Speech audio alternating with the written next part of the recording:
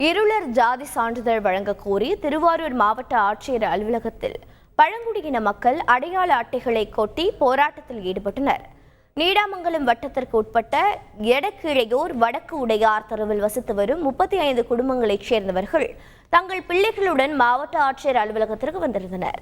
இருளர் ஜாதி சான்றிதழ் கேட்டு பல ஆண்டுகளாக போராடி வருவதாகவும், ஆனால் தங்களுக்கு இருளர் ஜாதி சான்றிதழ் மறுக்கப்படுவதாகவும் அவர்கள் குற்றம் சாட்டினர்.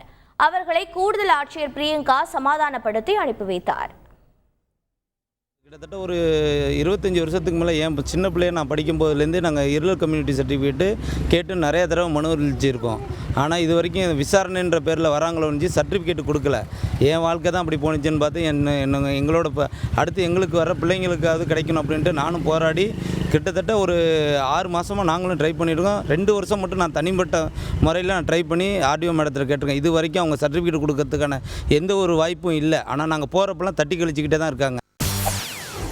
செய்திகளை உடனுக்குடன் தெரிந்து கொள்ள உடனே சப்ஸ்கிரைப் பண்ணுங்க.